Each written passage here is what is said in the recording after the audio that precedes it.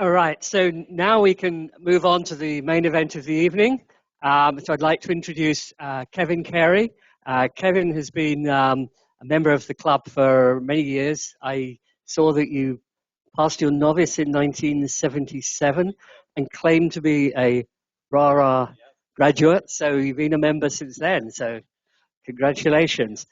I don't know how Kevin has time to do all these things. I took a look on QRZ today, and I see that he's also a volunteer fireman, and he's also on the council for the town he lives in. So he's a busy man. But I'm really looking forward to tonight's talk. I think it should be very interesting. So let me pass over to you, Kevin. Thanks very much, Tim. Yes, I am a RARA graduate, along with Frank in the back here, Frank Schramm. We both entered the classes in 1977. So I have been around a little while now. Let me advance things here.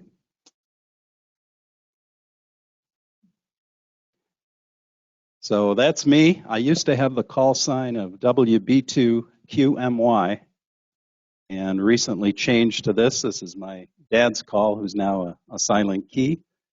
And it goes a lot better on CW and voice. WB2QMY seemed to be all dashes somehow. Took forever to send. And CW is my preferred mode. So I like this call a lot better and kind of a way to remember my dad as we got into the hobby together. So yes, since 1977, I'm here because of RARA and the licensing classes that you offered.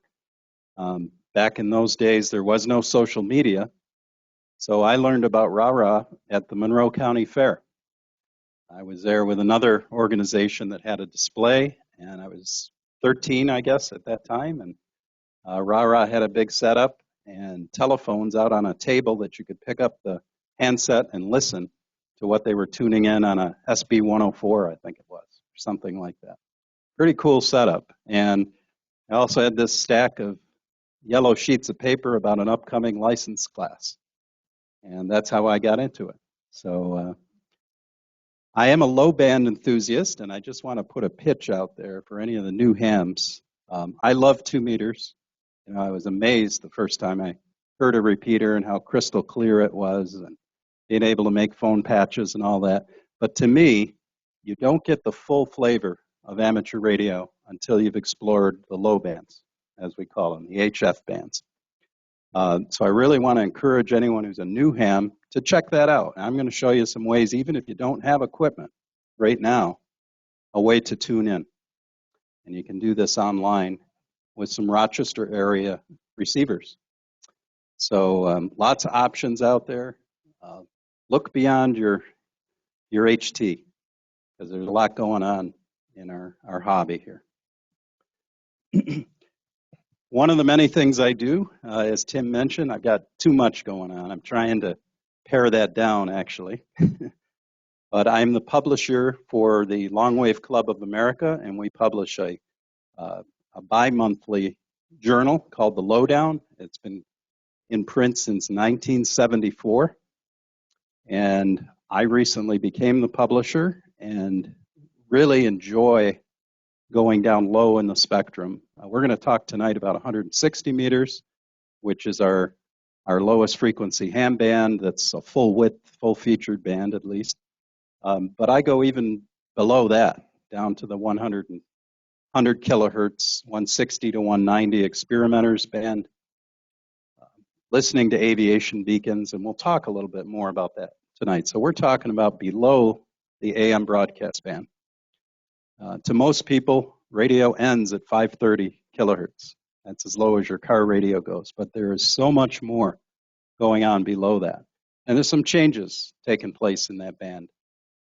So I'm going to talk a little bit about what's still on there, what's changing, and a new amateur band that's actually in the Longwave region.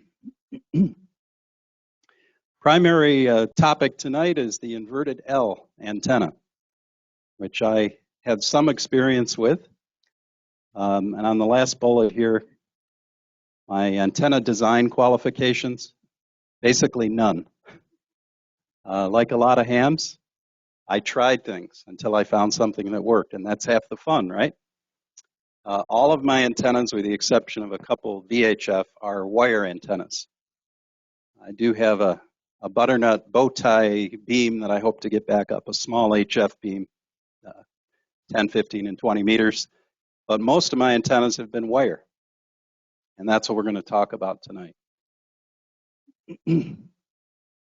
So if you want to talk impedance or takeoff angles or any of those types of parameters, I'd love to chat about it, but you're probably going to know more about it than I do. I do what works. I found this antenna worked extremely well and better than other things I had tried in the past. So why 160 meters? Well, for years and years, a lot of people avoided that band because there were restrictions.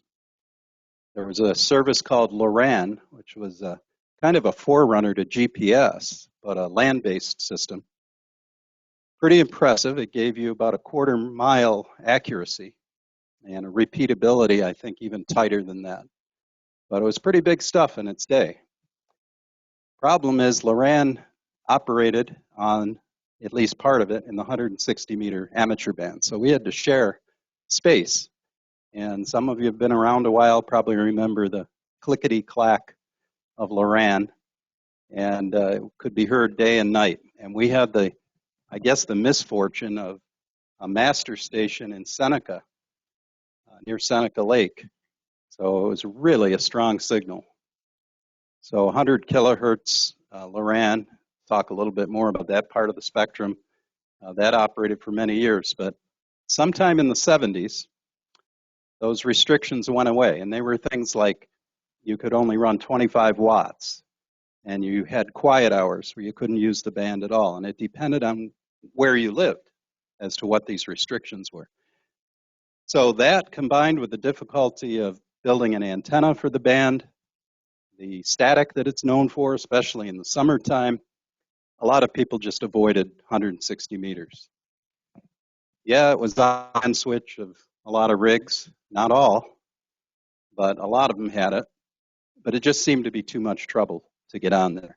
That's kind of changed in recent years. The restrictions have gone away. Every rig now has 160 on it, as well as 6 meters. We've kind of added something on at both ends of the spectrum. So now it's not quite the challenge that it used to be. And also with built-in antenna tuners, it's made things a little bit easier. And there's antennas you can buy, there's antennas you can build.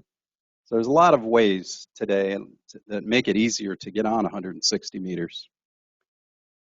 We talk about anything in the low band range being HF, but technically this band is actually a medium frequency or MF band, 1.8 to 2 megahertz.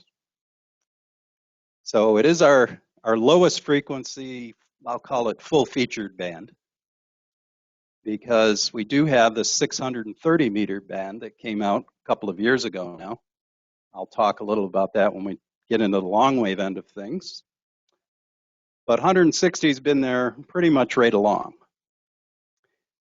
It shares some characteristics with our AM broadcast band, which I think is kind of neat. We all have a pretty good handle on how that works.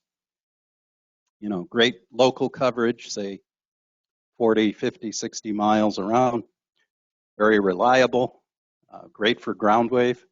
Well, that's how 160 behaves.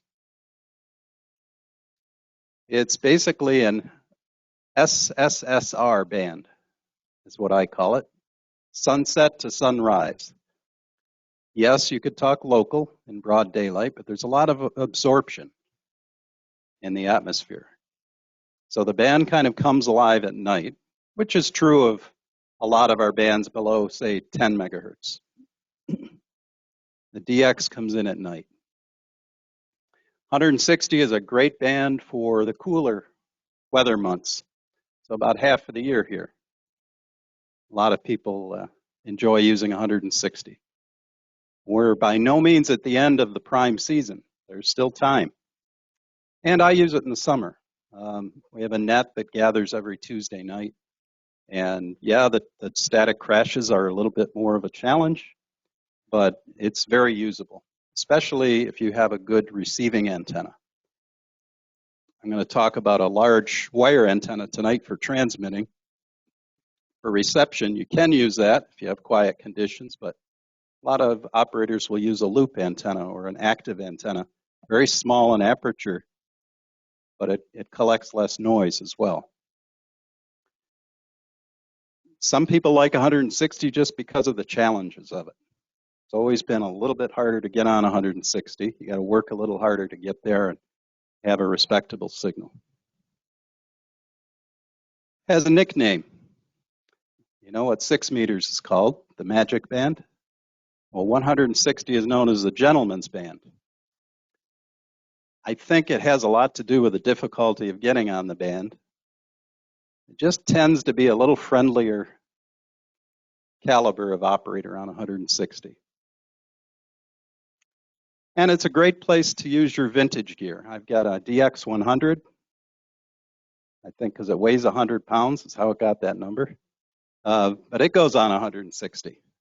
And I actually had a crystal made for this net that I operate, and I put it in channel X1 and just turn it on, warm it up, and away I go. It also has a built-in VFO. So there's a lot of older rigs that can be used, and older modes like AM. There's a lot of AM operation on 160 meters. Just seems to go hand in hand, kind of like 80 meters, 40 meters, maybe to a lesser extent. A lot of AM operation. The net I've been talking about is on 1945. It's a gray hair net, which I now qualify for. Actually, anyone's welcome to join. But this net has been running since 1953. A great bunch of guys seem to be concentrated in the Northeast here in New England. And it's kind of a round table net, very informal. But there is a net control station who takes all the call-ins. You get a number, and we kind of go round robin. So check it out sometime if you've got some spare time on a Tuesday night. Depends on the time of year as to when it starts, whether it's 7:30 or 8 o'clock, but check us out. And I think you'll find that net interesting, even if you're just trying to learn a little more about 160 meters. So what you're looking at here is a replica transmitter that was built at the AWA out in Bloomfield. Back in 1921, when hams first crossed the ocean to communicate with Europe, there was a famous transmitter, the 1BCG transmitter, which made that hop. And a couple of the guys out at AWA rebuilt that to almost exact specifications, and same tubes, a little different power supply, I understand. It's line operated instead of a motor generator, but the tubes still glow the same way, and it puts out a lot of power. Well, this rig was on the air just the other night.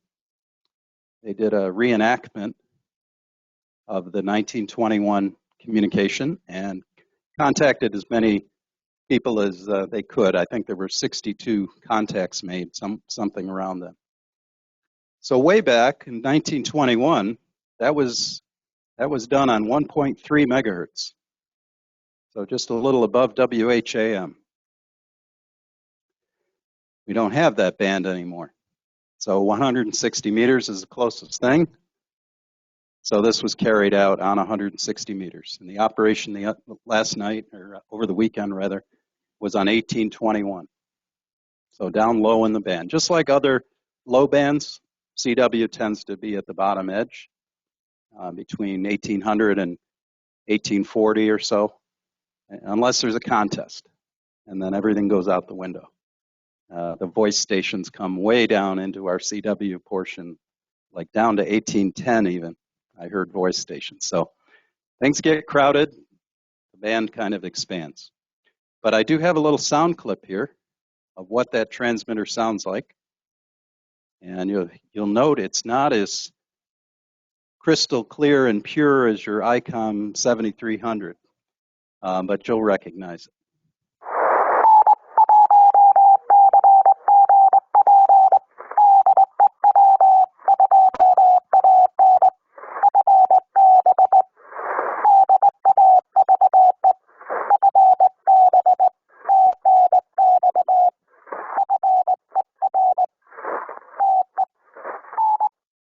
Okay, so he's thanking an operator, Dave, it sounded like to my ear.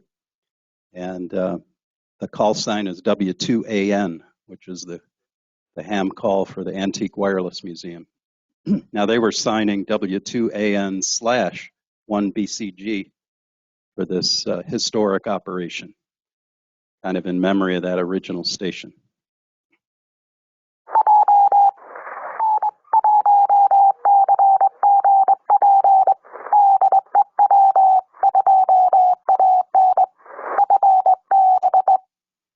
Okay. So it still works today using the old circuit. So the big problem with 160 and getting on that band has always been the antenna, for transmitting especially. Something we all learn in our early licensing classes. You want to calculate the length of a half-wave dipole. Well, it's 468 divided by the frequency in megahertz. So I picked the center of the band here, 1.9 megahertz, right in the middle of 160. I tend to operate lower because I'm a CW guy, but I picked the middle of the band and ran some numbers. That dipole would be 250 feet long, roughly, 246 to be exact. So you need a big lot. Some of us have that. You live out in the country. But a lot of people are lucky to have 100 feet to run an antenna. So the other problem with a dipole, ideally that dipole should be a quarter wave above the ground for best performance. That's a really high dipole at 160 meters. So they end up getting mounted fairly close to the ground, and then you get a very high angle of radiation. And it's a sky warmer, is the way people have referred to it. Not real effective for getting out far. If you can string it, say, 100 feet in the air between some towers, it might work just fine. Dipole's a good, trusty antenna. I've used a lot of them, but there comes a point where it's just the numbers don't work unless you have really high supports to put that up above the ground. So for years, some operators have tried tying the center and shield coax together on an 80-meter dipole and loading the whole thing as a T antenna. So you have this feed line going up to horizontal legs and feed it as just a big hunk of metal, get as much metal in it as you can, use a tuner, and sometimes that works. It's kind of the poor man's way of getting on the band if you don't have a 160-meter antenna. So I've done it. It works, but I've been disappointed with the results. I'll hear strong stations, and I'll answer them, and they'll say, "Who's the Alpha Foxtrot X-ray? You're way down in the mud." So I just know I'm not getting out that well. Some operators have tried shunt loading of a metallic tower. That can work well. You have to do some fancy coupling and tune circuits at the base of that tower. And it can be a little tricky, especially as the weather changes. You might find yourself going out there to adjust your coupling to keep that working. The gold standard is just what the AM broadcasters do. Quarter wave vertical, hot tower that's fed on an insulator. So some operators actually do that. Way back in the old days, a favorite trick was to mount a metal pipe for your antenna on a Coke bottle. Coke bottle was your insulator. And you string out some ground wires, some radials, and away you go. But that antenna, if we run our formula again, now we're talking about a quarter wave, right? So we run the numbers on that. For 1.9 megahertz, it comes out to 123 feet tall. Pretty tall antenna.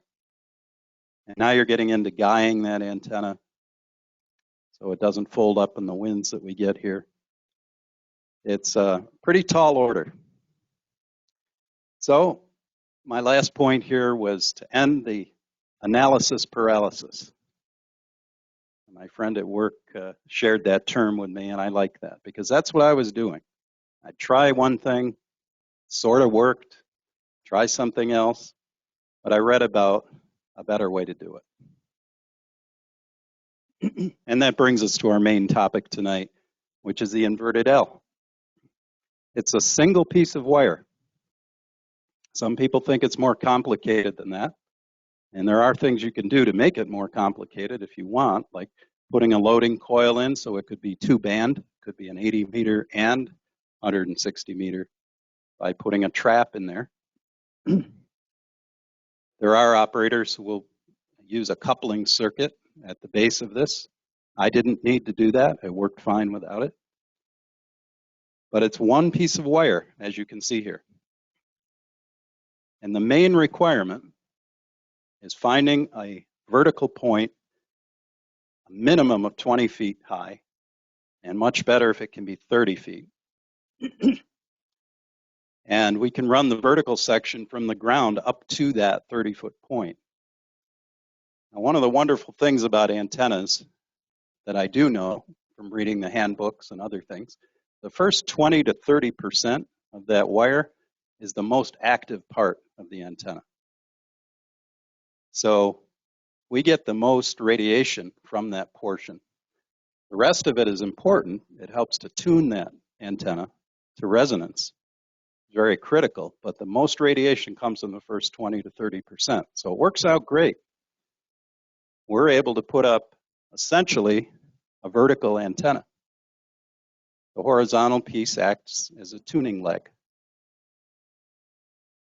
And verticals work very well on 160 meters. That's why you see all AM broadcasters with their huge red and white towers with lights on them. Vertical works very well for ground wave coverage, primarily because of its low angle of radiation.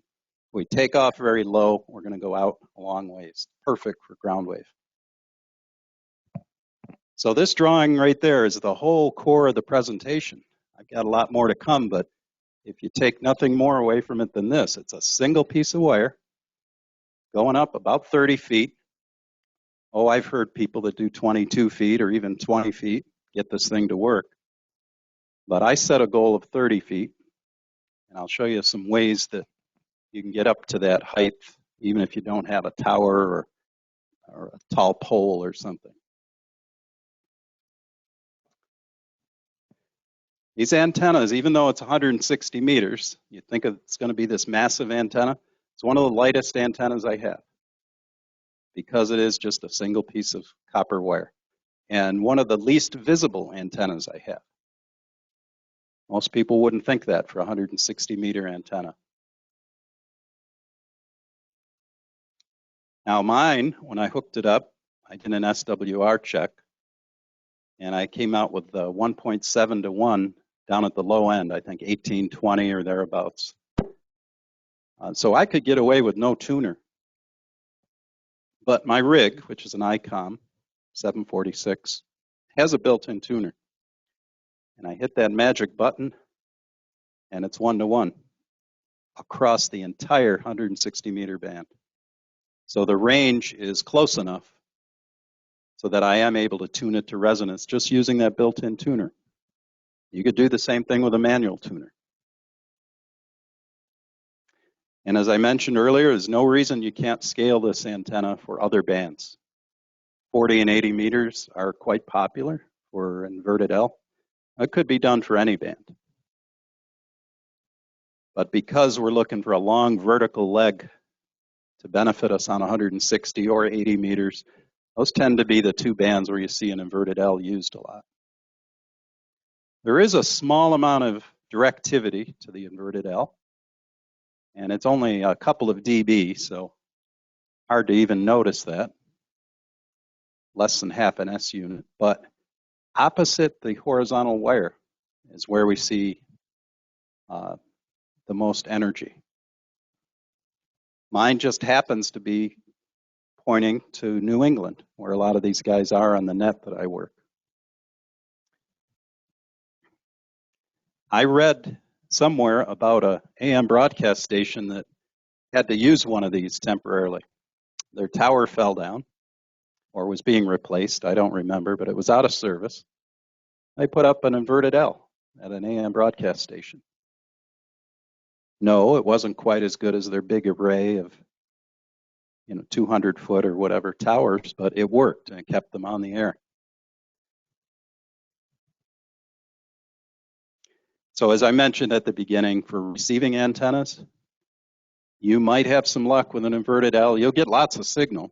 Problem is it brings in also a lot of noise. So if it's especially summertime, a lot of static crashes, or your noise floor is high anyway, it's a challenge with an InvertedL. Far better to use a loop or an active antenna. And there are lots and lots of articles out there. If you just Google receiving antennas, 160 meters, you'll find lots of plans. So that's a separate topic we maybe could cover in a future program. But I just wanted to mention this. This is mainly a transmitting antenna. If you happen to live in a quiet area, maybe you can also use it for reception. I kind of like this black and white drawing because it shows the whole arrangement. We have our vertical piece going up to an insulator and out to the far end support. And that's a complete installation right there. So how do we get up to 30 feet? I was surprised how high up 30 feet is. I was up on top of my roof and looking down from the edge of my house, and 30 feet is up there. I have a pretty good sized building, and when I'm standing on the peak, I was still a little short of 30 feet. I think it was 22 feet. So I wanted to go higher. So if you look at that drawing to the right, you can extend that quite easily with just a piece of Schedule 40 PVC, for example. And I always say my chimney is my tower. All of my beams are mounted on the chimney, and it works well. But you can extend that height in the case of this photo here, just using some Schedule 40 PVC and anchoring it to the chimney. Maybe you already have a tower. There's a Roan 45 here. It's probably the most common one out there. So you could do a standoff arrangement and have your vertical wire go up to a point, 30, 40 feet, whatever, and go off from there. Eave mounts. So if it's a recessed eave, like the one on the left here, there are brackets, usually used for TV antenna mounting hardware, or you could mount it like this, or you could even fashion something yourself. The one on the right is my installation. Schedule 40 piece of PVC, and I have attached it to directly into the siding with some stainless steel lag screws with washers. I went stainless steel because I didn't want a rust stain going down my house to look at. So that's all it is 2 lag bolts drilled through the PVC, tighten them up snugly, didn't get crazy with it, and there's enough wood there. It's been up for 5 years. Now I have some other things going on there, as you can see. There's a weather station and also a disc cone antenna, which I use mostly for VHF and UHF. But it also is my support for the InvertedL. So if you look carefully, you can see the vertical wire coming down from the insulator. And that goes right down to the ground. I have a stake in the ground with a bungee that just keeps some gentle tension on that wire. And then my coax center conductor connects directly to that vertical element. Shield goes to my ground system, radials and ground, which I'll talk about in a little bit. If you look at the top horizontal portion, it's heading a little bit downhill because that's going out to a pear tree. That's about 100 feet away. So in round numbers, about 30 feet up, 97 feet, I think it is, out. And that's the way mine is set up. There's also a line you'll see on the back, and that's a guide line so that that PVC doesn't bend. It's pretty stiff stuff, but there's a lot going on there, and I just wanted to stabilize it. So I have a piece of Dacron rope that goes from near the top of that pipe back to a chimney, and it keeps it nice and straight. So what do you need to build an inverted L antenna? Not much. Some of this you might have around in your junk box. You got to find that 30-foot support. Yeah, you could live with less if you have to. 30 feet's a good number to shoot for. Some antenna wire. Doesn't matter if it's insulated or non-insulated wire. You can use either one. Some insulators. Now there's these ceramic insulators we've all seen that are so nice, and you can get them at Hamfest for a couple of bucks. You can also make your own insulators. It's a piece of PVC pipe with 2 holes drilled through it. Now I won't get into, UHF and how well PVC might work. It works fine on 160 meters. So you don't even have to spend much at all. You probably have something laying around that you could make an insulator. Antenna rope. I learned a long time ago, spend the extra money and get the black Dacron rope or a similar product. That's a trade name, but it lasts forever. It seems to be immune to sunlight. I've had it in service 10 years on another antenna, and it's very good stuff. I'd like to use a pulley system at the end of the antenna, a halyard with a simple weight. You can take a plastic bucket, fill it with sand or some rocks, and just put some gentle tension on the end of that antenna. Have the rope go up to a pulley, like a clothesline pulley. And that keeps some gentle tension on that. It's still, that weight is able to move up and down if it gets really windy. That never happens around here, right? The feed line. I had a piece of RG8 laying there that was from an old installation, so that's what I used, the big stuff. At 160 meters, the loss is so low that you could easily use RG58 cable that we commonly use for a mobile installation. No problem at all at 160 meters, even 80 and 40 meters. You need ground radials, and this scares a lot of people away. Oh, radials, I'm going to have to dig, and it's going to take a long time. I'm going to talk about some solutions for that. You can get away with just a couple of radials to start out. I started with 3. I read that just a couple will even work with this antenna. I now have, I think, 6 or 8 radials. Now I can't arrange them as the spokes of a wheel around a center because my house is in the way. So my shield of my coax goes to a ground. I sunk a ground rod. That's kind of my main grounding point. And, well, I've got a drawing coming up of it here. Rather than talk, I'll show you. Ground radials ought to be about the same length as the antenna. They ought to extend out. So you're looking at about 123 feet or 160 meters at the middle of the band. And they can be bent if you have to bend them. Not a big deal. Don't get hung up over radials because it's not that hard. This is the Dacron rope on the left. I found it on Amazon, believe it or not. Problem is it's a 500-foot spool, and I'm kind of looking around for, 100 or 200 feet, something a little more reasonable. I know it is available. It's just a question of who offers it. And then the pulley arrangement is just a common clothesline type pulley that you see on the right. And this would be out at the far end of your antenna support. And there's what that would look like. It can be that simple. Instead of a screw eye, I don't like to screw things into trees. I'll use some rope, but I'll put it inside of a piece of garden hose, scrap garden hose, and leave it loose enough so that 5 or 8 years from now, that thing isn't, ready to break your line. Leave it loose enough, put it through a piece of scrap hose and around the back of a tree. That works well for me. I have a counterweight that's it's a drywall compound bucket, but the small size, just filled with some stones. And that seems to work well. So, radials.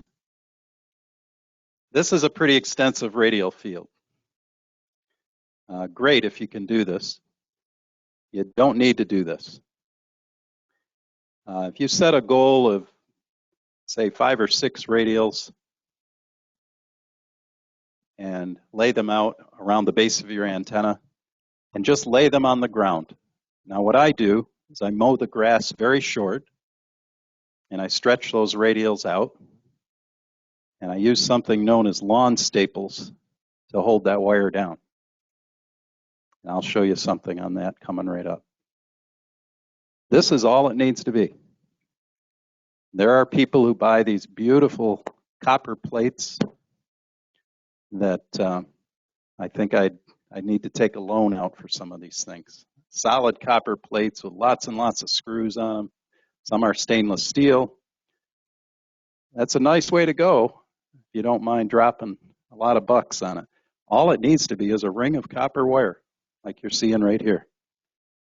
And then for each radial, you twist it around that ring and solder it with your Weller soldering gun, and you're done.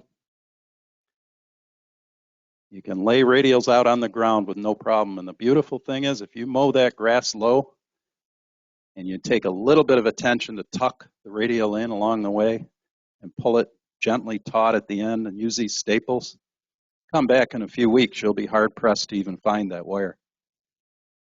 It just kind of grows over it.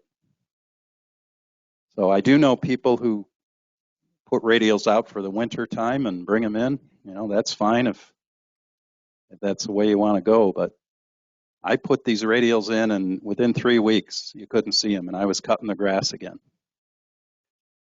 So I was surprised to find out when I was preparing the program, there are commercial lawn staples that you can get. They call them landscape staples. These were on Amazon as well. But all I did was made my own with some hanger wire, bent them into a U shape, and made a whole bunch of them and went out there and put them in. Just helps to hold the wire down. And really, once they grow over, these aren't doing much. It's just for that initial hold down. So I finished my antenna on a warm December night. It was one of those nights that was just unbelievably warm. And I said, I'm done. It's time to go in and try this thing. It was getting dark. So I was very excited, went in and fired up the rig. My very first contact, Bermuda. I thought that's not too bad with 100 watts, with enough light to still read a paper by. But the DX was coming in, and it was coming in from the east. And I had very little being received from my west because that's still in daylight. As I mentioned earlier, I had a low SWR, and with the tuner, I can use it anywhere in the band. My other antenna for HF is a G5 RV. Some people love them, some people hate them. I have great luck with it on 40 meters, 20 meters especially. I use it right up to 6 meters with the tuner, and it works okay. But on 160 meters, no way. Oh, I can play with a tuner and get a low SWR, but efficiency-wise, it just doesn't work too well. I noticed a 20 dB increase on received signals from a tuned G5 RV to the raw InvertedL antenna. So big difference. And I've tested that on transmit as well, same effect.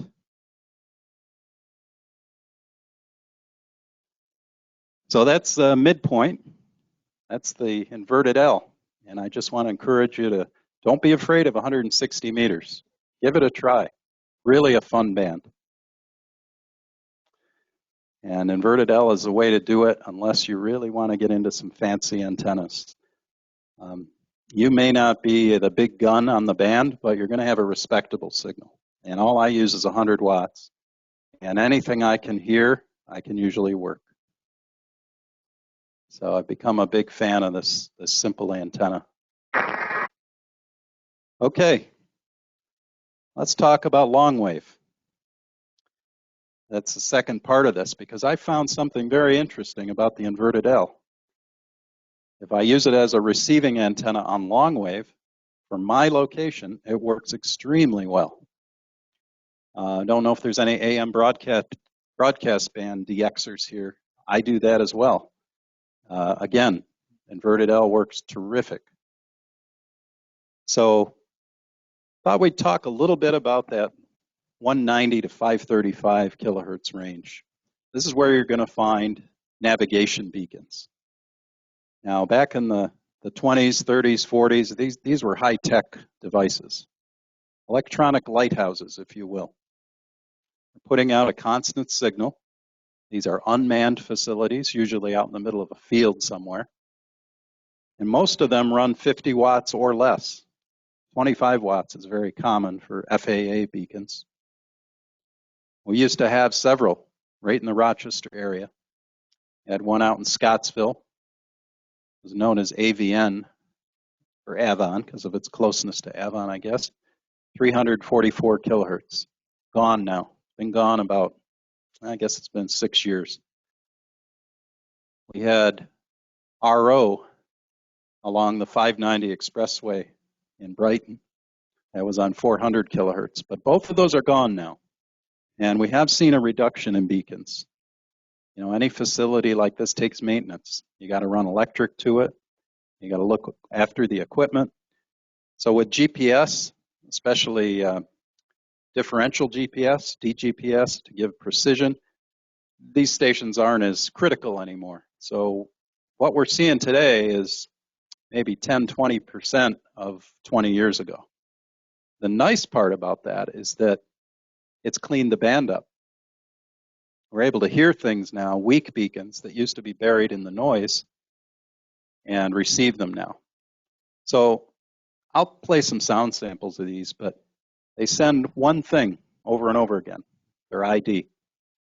So the idea is a pilot or a mariner could look these up in a chart and say, oh, I'm hearing AVN. Look that up. Oh, Avon, New York. It's at this compass setting.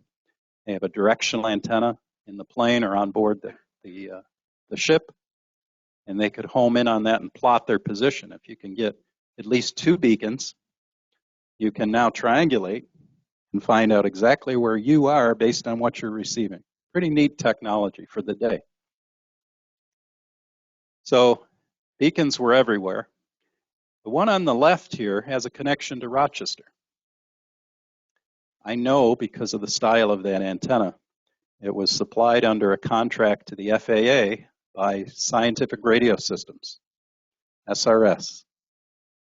SRS was started as a group from Harris, 1969. They were around until, I think, 1997, did a lot of government contracts, a lot of HF single sideband, but this was a beacon contract. And that antenna was not made here. It was supplied to SRS by Shakespeare, but it was built to SRS's specifications, and it was very unique at the time. That's a top loading hat that you see on there to pull the current up higher into the antenna. And a lot of beacons have horizontal antennas strung between 2 telephone poles. Kind of looks like a dipole, but it's actually a flat top antenna or T antenna, all one piece of metal. And it's tuned with a coupler. But this allowed a very small footprint for a beacon to have a vertical antenna. Now there's another type on the right which uses a tower. That is probably a former radio range station. And we used to have one of these in Rochester too, near the 390 interchange on East Henrietta Road. And it had a series of towers, I believe 5 total. And depending on where you were in an aircraft, you would either hear the letter A, dit da, or N, da dit. where you were in the pattern. And when you got a constant tone, you knew that you were right on the beam, as they used to say. And by following a network of these stations, you could travel across the country. Many of them were decommissioned in the early 70s, and they retained the basic beacon, just having an omnidirectional single antenna, and that's probably what this station is.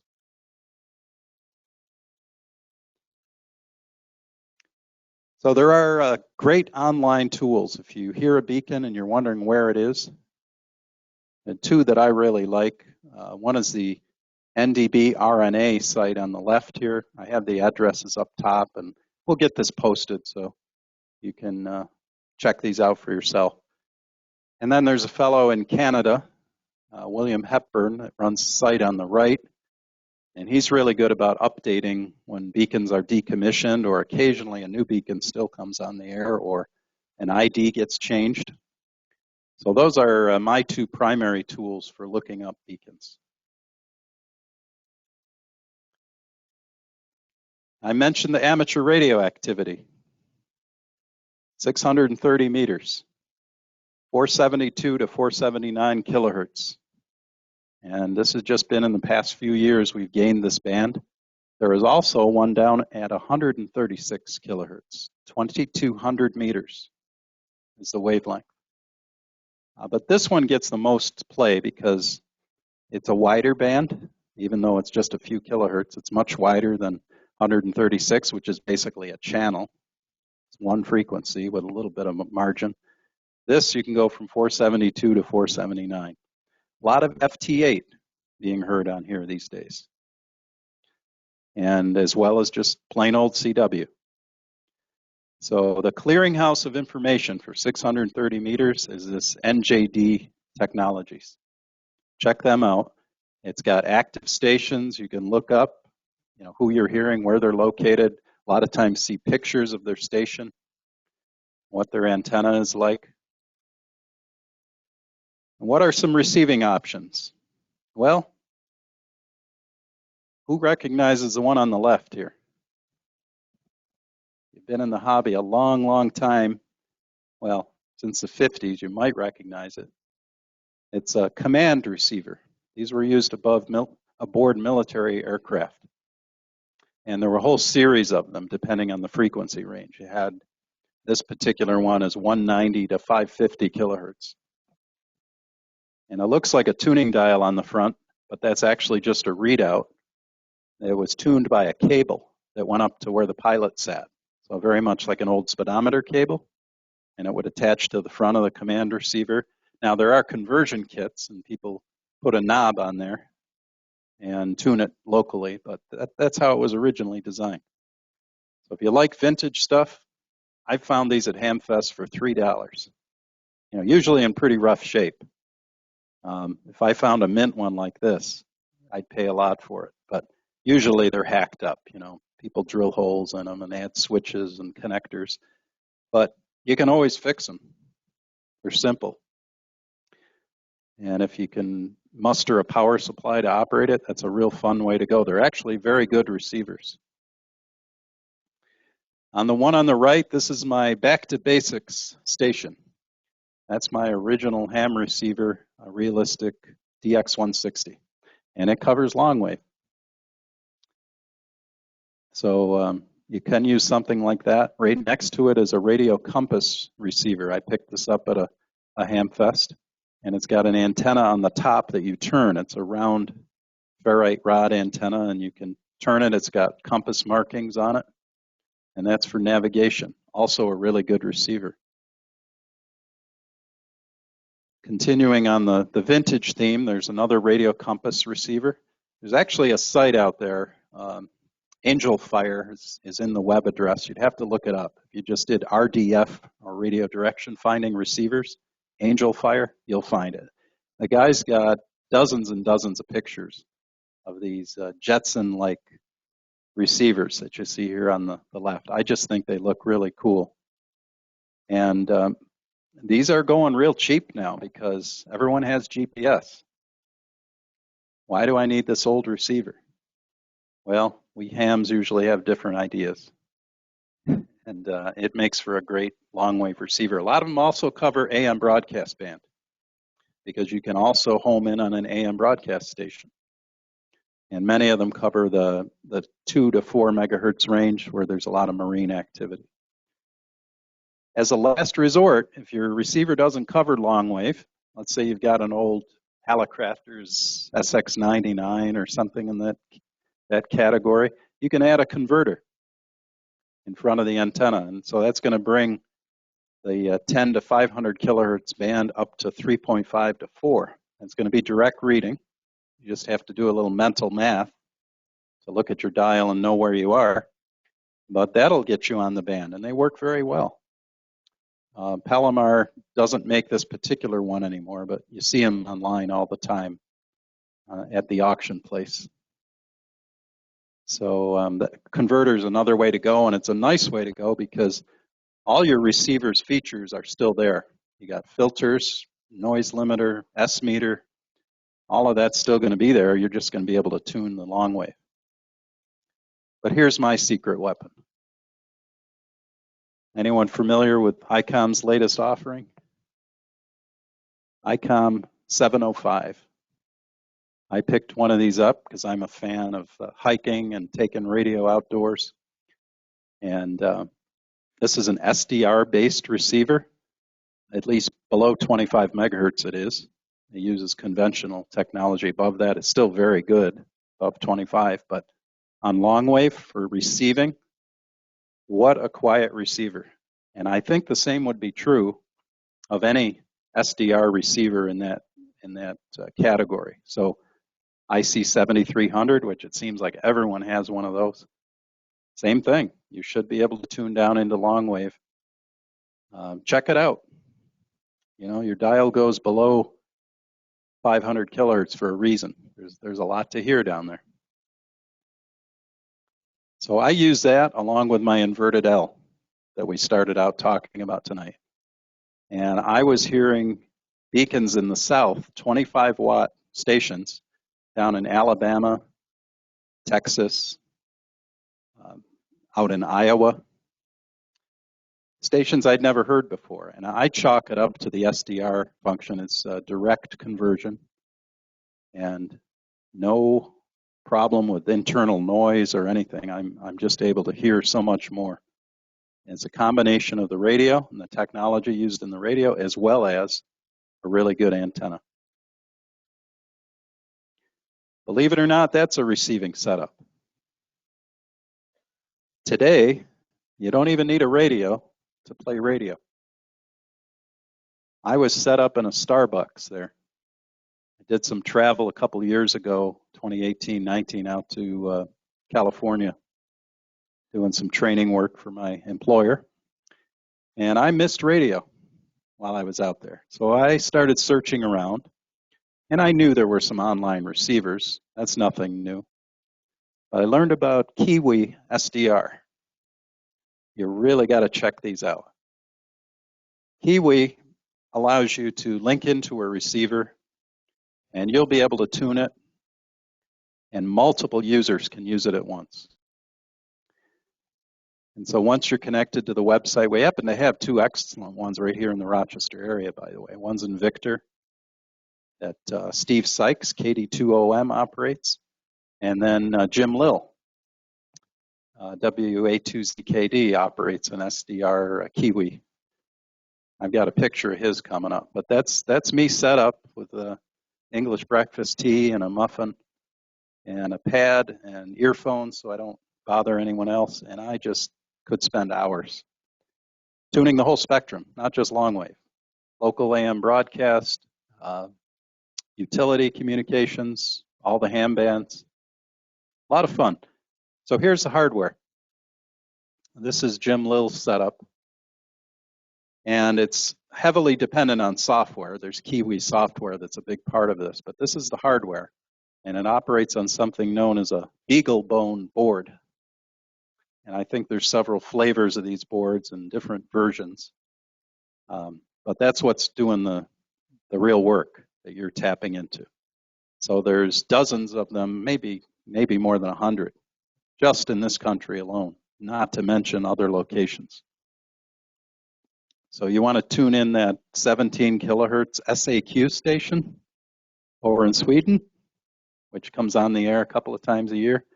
That's an alternator station. It's basically like an alternator in your car, but it's spun fast enough to generate an RF signal at up to about 20, 25 kilohertz. That one operates at 17.2 kilohertz. And it's a great way to tune into it. You just find an SDR somewhere over in England or Germany or somewhere in that area, and it's a good way to tune in. Also a good way to test your own signal. You want to check a couple different antennas, transmit antennas, bring up one of these online receivers and send your call sign and a test transmission, and then switch to antenna B and see what it sounds like there. Very powerful tool. So there's a lookup site for these, and I've given the web address here. But I also highlighted two at the bottom, which is Steve Sykes and Jim Lill's setup locally. And I do that for a couple of reasons. One, geographically, they're right near here. So if you use these, it's about as close as you're going to get to using a receiver right at your location. But secondly, they both have an excellent setup for medium wave, AM broadcast, 160, even long wave. It all depends on the antenna. You know, even though we're depending on software here, it still boils down to what kind of antenna is being used. And they both have excellent antennas for the lower frequencies. Some of them, you'll tune in and you just won't hear anything on long wave because they're using a disc cone or some type of antenna. You can tune there, but you're not going to hear much. Different case here. These are really well-built stations for the lower frequencies. So getting back to the long wave beacons, what do they sound like? I've got a couple of sound samples here. Hopefully they'll play. You may have thought pile-ups were reserved for amateur radio.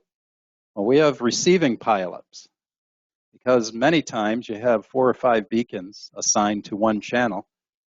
And some might be up in Canada, one might be in Florida, one might be in California. But if you're a DXer with a good antenna, chances are you're going to hear most of them at different signal strengths. So it's kind of a fun activity. I should have mentioned at the beginning, why would you want to listen to these? It's not about the content. It's going to be a 3-letter ID or a 2-letter ID repeated over and over again. Not much fun, right? But it's the fact of reception. You've pulled this unmanned 20-watt station in from halfway across the country. It's meant to be heard 90 nautical miles or so. And you might be hearing it from 1,000 miles away. So it's a big activity among long-wave listeners. And I have here a DIW, which is still active. I just tuned this in last night. It's in Wilmington, North Carolina. And it's one of the higher-powered beacons. And I'll just play it here.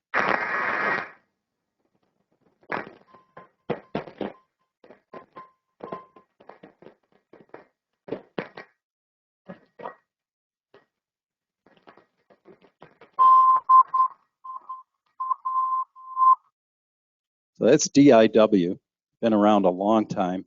It's a station that gets logged all over the eastern U.S. Here's another example of some dueling beacons on 335 kilohertz. There's a couple of them in there, maybe a few.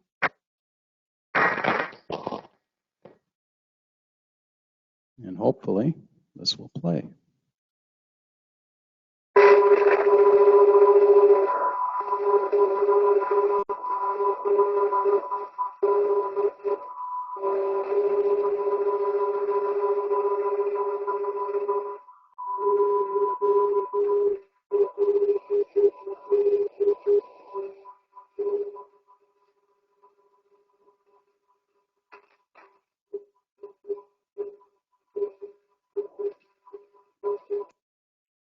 At the very end, I was able to catch YLB. And you might have noticed something different about these beacons on this particular slide. They're lower pitched, about 400 hertz as opposed to the 1020 hertz you just heard from DIW. That tells right away it's a Canadian beacon. They use nominal 400 hertz ID tone. We use 1020 hertz here in the States. There's a few exceptions both ways, but very few. Sort of.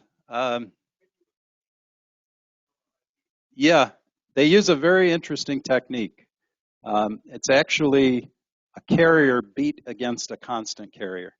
So they have the, say at 198, constant carrier, and then they key in a second carrier that heterodynes with that and creates the 1020 hertz. That's the way any modern beacons, say of the last 50 years, would operate. Way back, some of them were strictly AM.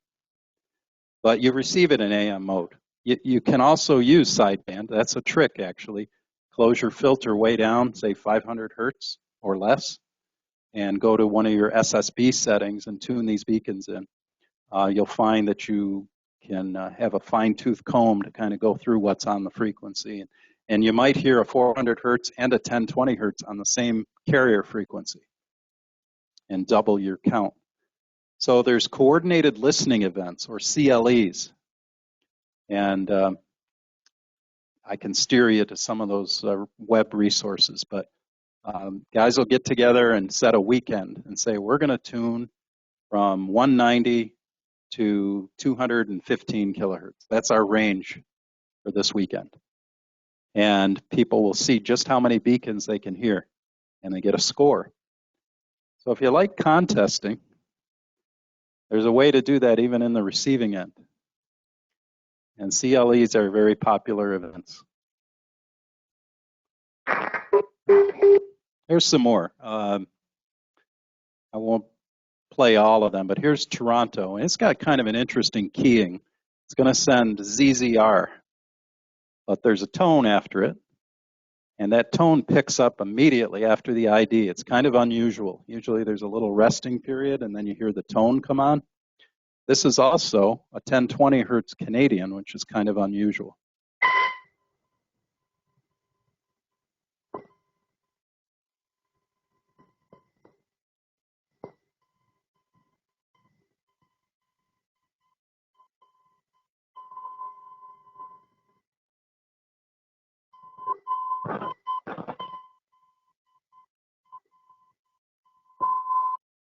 So that's ZZR, that's Toronto Airport. And just received that last night, so it's still very much on the air. If you're looking for one to hear, if you've got some capability to get on Longwave and you want to know what's the kingpin station to listen for, it's YGK, Kingston, Ontario. It just pounds into this area. I'll play that real quick. That is a 400 hertz, more typical Canadian beacon.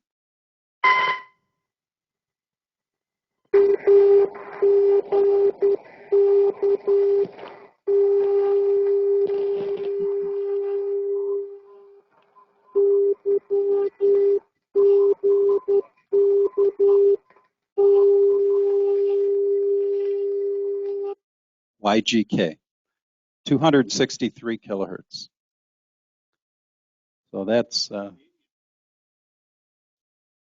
yes, there are some in Canada that are very, very high powered. Yes, you're a pilot, right? So okay, so you know about this. Yes. Yes. They have wide territory to cover up in Canada, tundra, you might call it. And so you will find some very high-powered beacons, a lot of 300 watt, 500 watt, some in the kilowatt range. Yep. That's right. Yep. Outer markers, final approach. Around here, they're 25 watts, certainly less than 50. But up in Canada, it's a little different story. We used to have a high-powered beacon. Nantucket, TUK, was on 194 kilohertz. And that was on Nantucket Island, about 3 kilowatts. And it was heard by approaching planes coming from Europe and things. So it needed to be very high power. And that hung on for a long time. It also had a voice announcement on it with weather, en route weather, they called it. So it was easy to tune in here, day or night. You could hear that. Okay, we're getting down to the end here.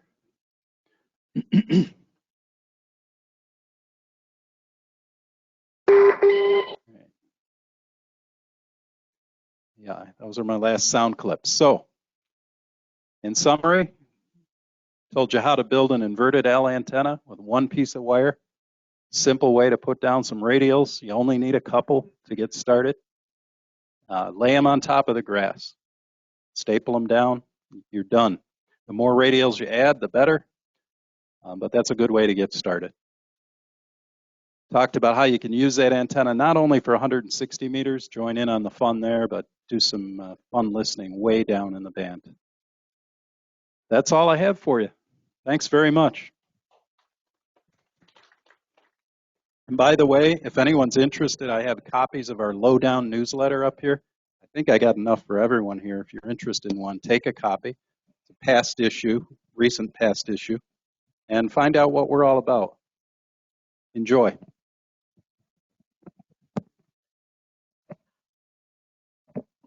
Thank you, Kevin. That was really very interesting. If anyone has any questions online, please put your hand up. And here you can, Mike.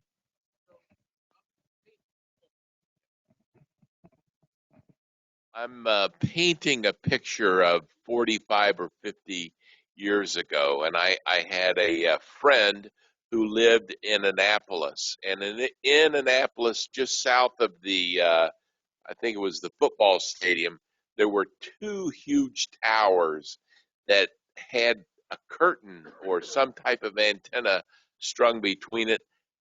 And my friend told me that that was some communication method with submarines, he believed.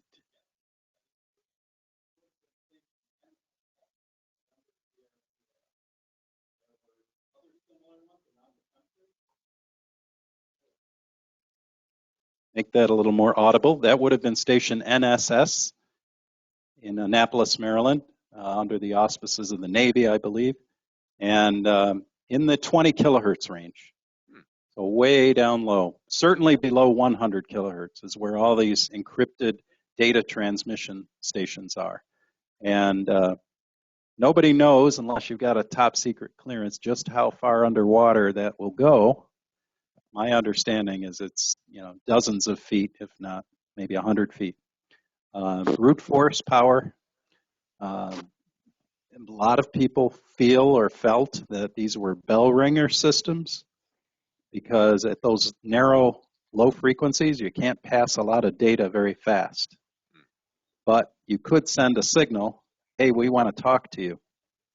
And they would surface and have their HF antenna up and complete the communication. Some limited data could be sent, status information, maybe nuclear readiness codes, things like that. But for a lot of cases, it was felt this is a bell ringer system to let the sub know that, and they would have a trailing wire antenna on the sub to pick this up. That jives with what he said because he says, I don't really know, but this is what I've been told. Yep. Thank you. Sure. Thomas online, go ahead. Okay, I have a kind of an unrelated question, a little bit off the side. But I bought one of these beverage on ground antennas. It has a termination and it goes out a couple hundred feet and has another termination. And I'm finding the noise floor is the same on that as on my vertical. I'm not seeing any difference in noise floor. Is that normal, or should I expect the beverage to have less of a noise floor? Hi, Thomas. I used a BOG antenna, beverage on ground, or BOG, on a D-expedition, a receiving D-expedition up to New Brunswick, Canada. And one of the hallmarks of that was low noise. So I'm wondering if maybe you're picking up the noise on a ground loop, possibly. Normally, when they're terminated like that, they become more directional. And because they're so close to the ground, usually the signal-to-noise ratio is huge on that. So I don't know why you'd be picking up so much noise. Is it natural noise, or or is this static from electronic device type things? Do you know? Oh, it's just regular noise. I have a Gap Titan that I use for HF, and the noise floor on that antenna is minus 120 dBm.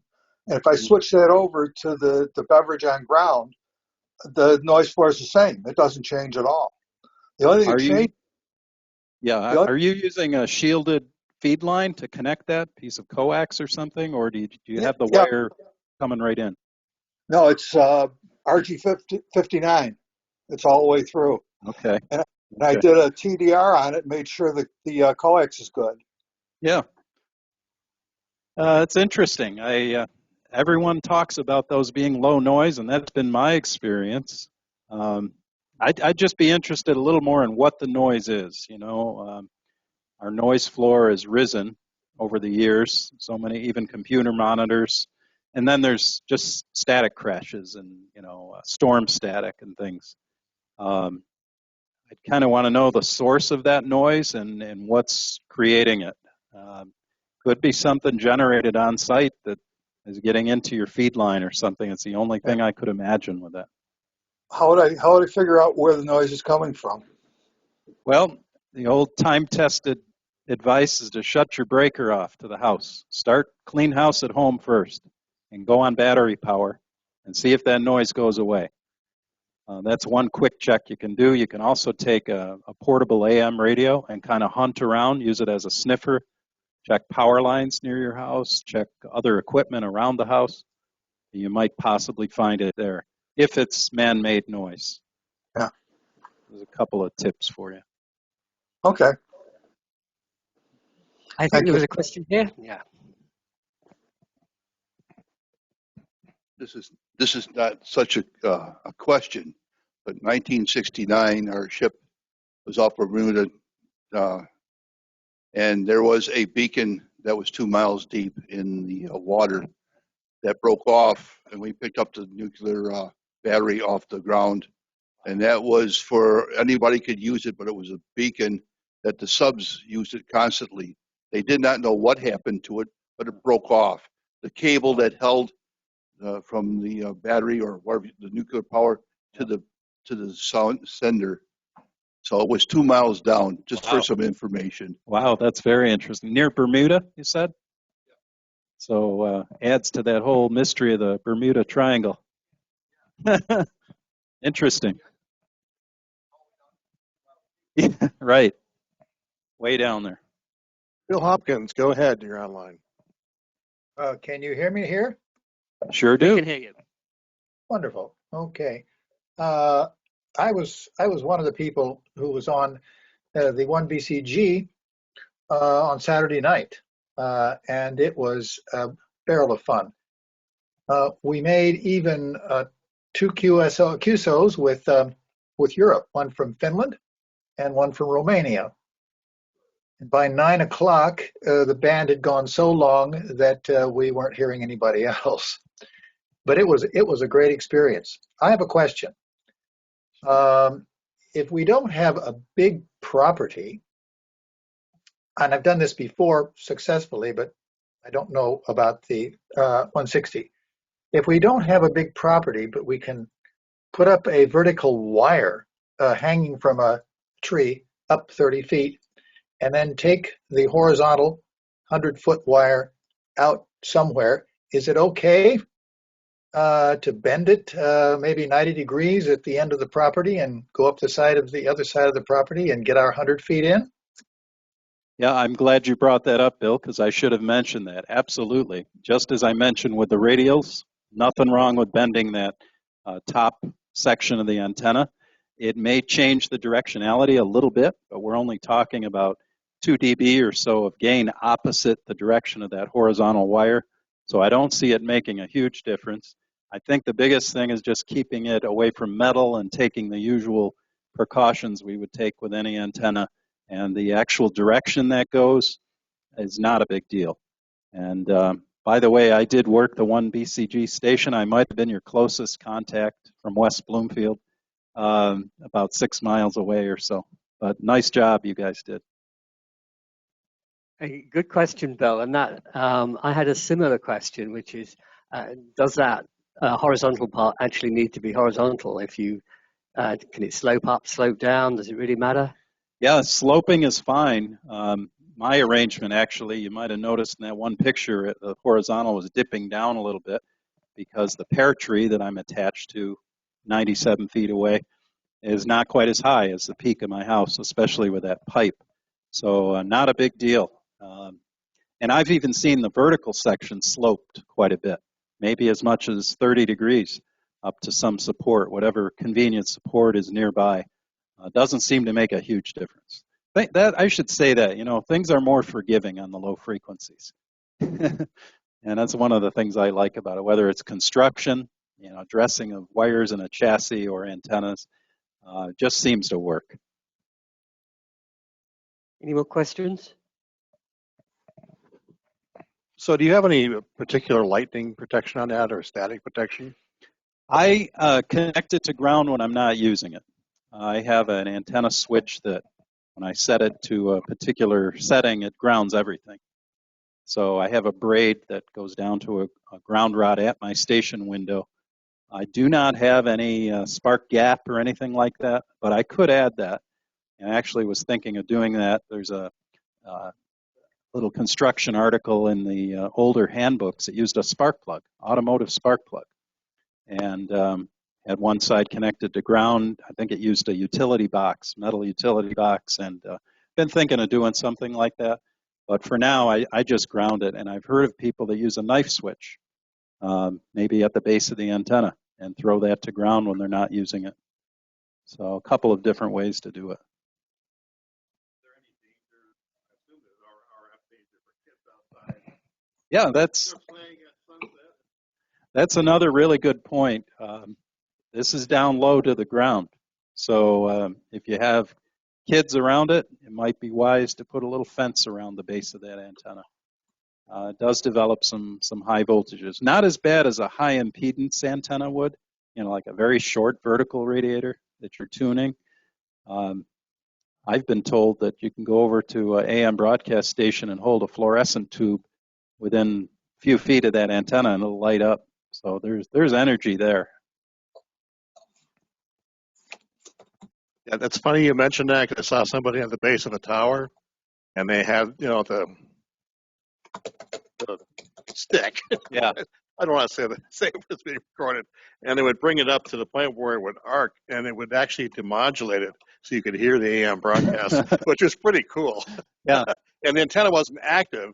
They took it off of the phased array. Yeah. So it was just picking up everything from everywhere else. Yeah. I imagine if it was a 10,000 watt, it would probably melt your stick. Yeah. So my first thought is if it's lighting that bulb, what's it doing to me? Standing right next to it. Do we have any more questions in the room? Yes, go ahead. Just curious, it's a little bit off subject maybe. Is there anything still going on what they used to call the loafer band? Oh, yes, good question. 160 to 190 kilohertz. It's, we refer to bands in meters, 80, 40, 20 meters. That is 1,750 meters. And yes, there are still operators there. Interestingly, a lot of them are not hams. I think the majority are, but I know several, 8 or 10, who never were interested in getting their ham license, but they wanted to experiment with radio. And the FCC allows a 1-watt transmission in that range with the limitation that the antenna must be no more than 50 feet long. And that includes the feed line. So we radio types are pretty creative, right? What do you think they do? A lot of them will put the final out at the base of the antenna. So you have all your RF generation in your shack where it's nice and warm. You run some coax out to the base of that antenna. And then in a plastic garbage can, perhaps, or a plastic bucket for weatherproofing, they'll put the final stage and attach it right to the bottom of that 50-foot wire. So they're in compliance, but they're getting all the benefit of getting all the power out there. So it's kind of neat. Some experimenters are using these top-load antennas nowadays, putting a top hat and getting the most out of even a 35 or 40-foot pipe. Beacons. Yep. As I remember, they used to run a lot of beacons. Beacons are the primary thing there, but there were also some two-way contacts that were made. Those were always highly celebrated events. 250, 300 miles was not unusual, but you know what? Today, with FT8 and other data modes, they're also being used down there. And 700 miles is not unusual today. And they'll also use software to monitor for signals overnight and then check it in the morning and see what they heard. So it's kind of interesting what you can do with 1 watt of power and a 50-foot antenna. There's a lot of things going on down there by the sound of it. Yeah. I can certainly endorse your comments about SDR radios on the web. One of the things I do occasionally is this one in the Netherlands that I use. And it's just interesting to hear what the ham bands sound like in a different part of the world. And, you know, if you hear a US station when you're on the Netherlands radio, that's something. Yeah. Yep. So, yeah, that's fun.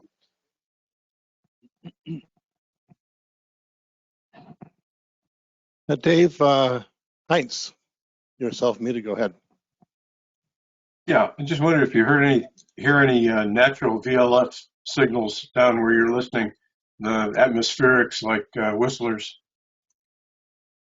Yes, absolutely, and thanks for bringing that up, because that's the rock bottom of the radio spectrum. We're talking here about audio signals, but they are electromagnetic, so they're radio, but they're in what we normally associate as audio. So we're talking here about 1 kilohertz, even less than 1 kilohertz in the hertz range, up to about 20 kilohertz. And whistlers, something known as dawn chorus, is often heard because it sounds like a flock of birds in the morning at a pond. A lot of cackling birds. It's known as dawn chorus. There's tweaks, which are short bursts of energy, and what's happening there is the lightning energy is in a waveguide formed by the atmosphere, and when the frequency shifts enough where that waveguide won't support it, it collapses. So we get a very short tweak. It's a great name for it. Then there's common spherics, we call them atmospherics, but we just say spherics, and these are what you hear. You tune to an open spot on the AM broadcast band in the summer and you hear those crashes.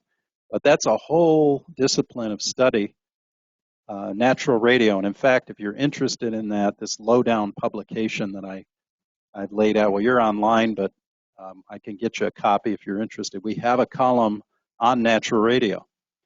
We have a guy that researches that. There's even studies going on to look at a connection between certain natural radio signals and earthquakes. So pretty fascinating stuff.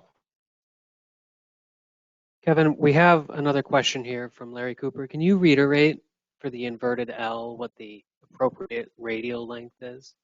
Sure. I have used the length of the antenna as a basic length for a radio. Any metal you can get out there is going to help, but having a quarter wavelength on your radial is ideal. So if you can't do that much, if you can only put 50 feet out, at least you're getting some metal out. And I should say, some people will use chicken wire as a radial because of the surface area, wire mesh or chicken wire, and lay that out on the grass. And again, it grows over as long as you put it down when the grass is really low. And that's a way of getting a little more surface area, a little more metal out there.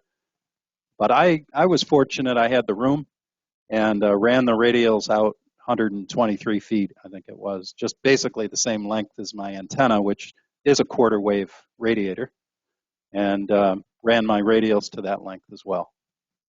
Now, on the side toward my house, I couldn't run radials because the house is there. I have it bonded to a well casing, which is sunk about 118 feet in the ground. It's bonded to that, and it's also connected to my service ground for the house. So my thinking is that every wire run of Romex in that house that's going to the ground terminal, becomes part of my radial system. In effect, some of it's high up above the ground, But I've got some metallic mass there.